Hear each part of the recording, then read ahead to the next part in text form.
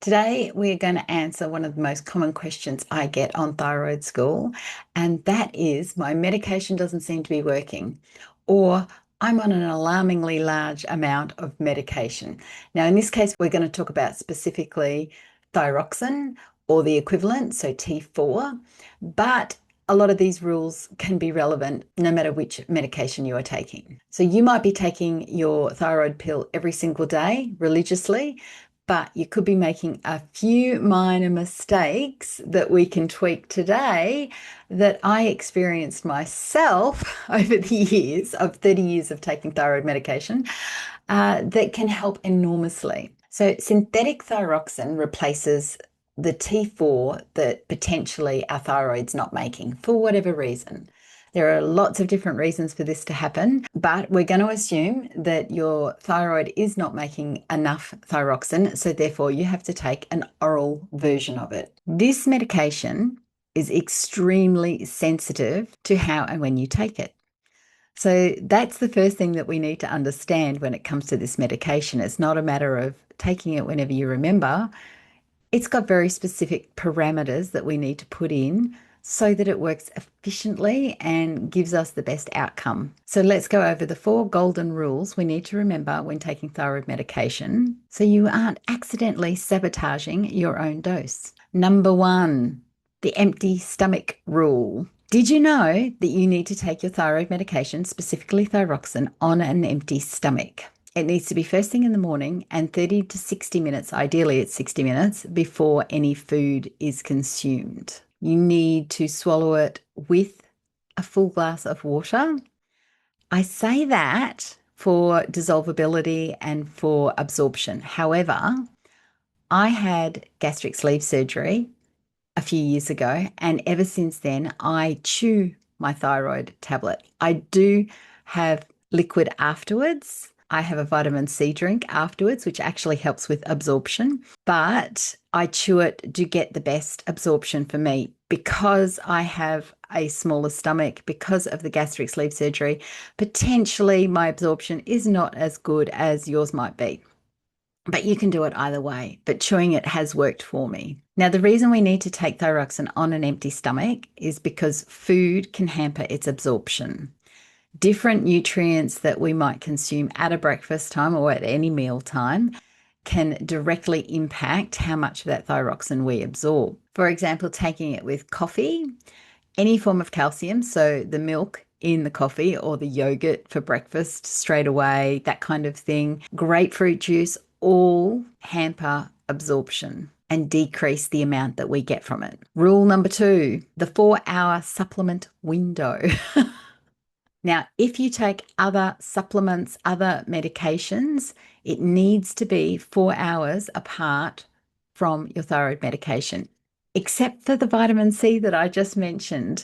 And I have trialed this myself. And since taking a vitamin C drink, I take a dissolvable vitamin C tablet in water with my thyroid medication. And I didn't do this on purpose. It was just accidental that I found out later that vitamin C helps you to absorb your thyroid medication.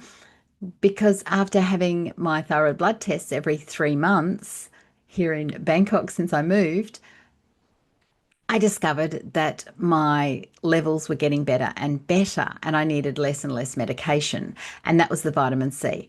But that is the only one that I can find that you could probably happily take with your thyroid medication. And again, trial it for yourself. This isn't necessarily a blanket rule for everybody, it's just what's worked for me.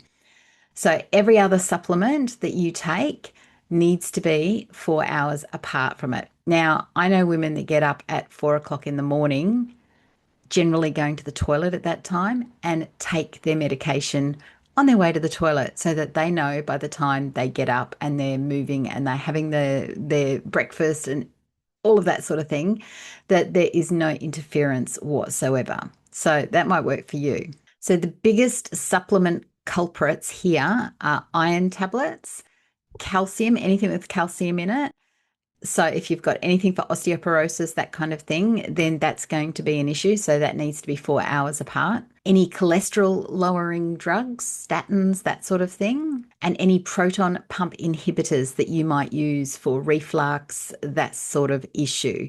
They will all be very specifically an issue when it comes to taking that medication really close to your thyroid medication. And what happens is these supplements bind to the thyroxine tablet and makes it hard for your body to actually absorb it. So it sort of puts a little case around it and says, oh, no, I'm going to keep this. And so our body can't take what it needs. So in these cases, generally your medication dosage amount is being put up and up and up when it doesn't need to be that high if you just remove these medications or supplements from taking them at the same time. We tend to need less when we're absorbing it better. Okay, rule number 3, dietary blockers. So we've touched on these already. Foods containing soy, cottonseed meal. Yeah, that's a weird one. Walnuts and foods very high in dietary fibre, believe it or not, can significantly decrease absorption of your thyroxine. Who knew, right? Fiber. We all hear about the calcium in the coffee and potentially the coffee, but fiber taken within 30 to 60 minutes. So you might be having a fiber drink, a Metamucil or any of those sorts of fibery things, thinking you're doing the right thing. But if you're taking it too close to your thyroxine, you'll be needing more thyroxine to get through your day. So just touching back on the soy, if you're having soy milk in your coffee thinking that's okay, there's no calcium in that, the soy is actually a blocker as well. So it's tricky, right? So that's why it's best to just not have anything for about 60 minutes. And that's tricky in its own right because for your adrenal health, you want to have some kind of protein breakfast within an hour of waking. So there's kind of a fine line there of waiting an hour. And as soon as that hour's up, you're eating some protein. Rule number 4, brand consistency. If you are swapping and changing brands of thyroxine, that could be problematic for you, particularly if you change from generic to traditional brands. There are lots of different what's called excipients in tablets that are synthetic. It doesn't matter that we need it. They have to put things in it that makes it easy to absorb, makes it easy to slide down the throat, makes it better to taste, all of these different things. And so they put in ingredients like in excipients. And if you watch the video that I made about what's in your thyroid medication, you will see that there are excipients in levothyroxine specifically, like lactose. So while all brands have the same active ingredient in it, they will all have different excipients, different fillers and binders. Some will have maize starch in it, cornstarch, some will have wheat in it, all different kinds. So if you're swapping and changing and you're never feeling quite right, I would stick to the one brand and see how you get on longer term, take some tests and track it. I have only ever had one brand, and the only thing I changed was to have a shelf stable version of that brand when I moved to Bangkok because I wasn't sure that I was going to be able to, in transit, put my medication in fridge and that kind of thing. So I was just like, you know what, let's just swap to shelf stable for my move, and I've stuck with that brand and the shelf stable version. But I am going to have to change brands once I run out of what I brought from Australia to what they sell here in Thailand. I haven't gone down that road yet because I bought an awful lot with me and they have a very long shelf life. So we'll see what happens when I get there. But if I can get the same brand, I will, because it's advantageous to long-term usage. And I've been on this medication for 30 years. So actually 35 years. I'm 55 now. So 35 years I've been on this medication for. So as stable as I can make it, the better off I am. And I have continued to reduce my dosage, being that when the first 20 years that I was on this medication, I was on a dose of 250 micrograms a day. That was before I became a naturopath and a clinical nutritionist and all those things to figure out my health and understanding what happens and why we need higher dosages, and what happens to our liver when we're taking higher dosages. Our liver has to struggle to process those medications even though we need them. So it's a tricky road to navigate. So just on changing brands, if you have changed brands, if you have changed to a different type or delivery mechanism, then you need to follow up with a blood test 6 to 12 weeks after you start that new medication. And since I arrived in Bangkok, I've been having blood tests every 3 months because I've had to consistently lower my medication dosage.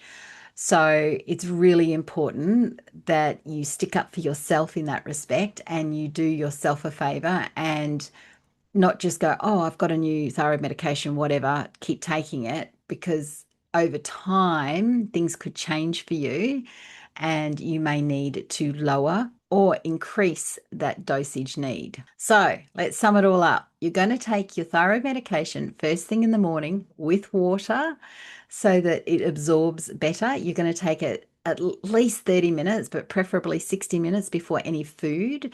You are not going to follow it up with soy, cottonseed meal. I don't even know what where we get cottonseed meal, so I'm not sure what that's in. Any dairy, we're going to separate any other supplements or medications by 4 hours. And we're not going to have a high fiber breakfast. We're going to have a high protein breakfast instead. I tend to have 3 scrambled eggs. That's my happy place every morning, 3 scrambled eggs with chili flakes. I never thought I would be doing that in my lifetime, but here I am living in Thailand and I've developed the chili taste buds. So I have 3 scrambled eggs with chili sprinkled on top for my breakfast 1 hour after my thyroid medication every morning. I continue to have it tested every 12 weeks at this point until it stabilizes. Once I've had maybe 2 or 3 similar results on the same level of dosage, then I will stretch it out to 6 months and I will test it again then. I hope this was helpful to you and how you take your medication, and maybe it's answered a few questions that you might have had. If this was helpful to you, please like and subscribe, and we will see you on the next video.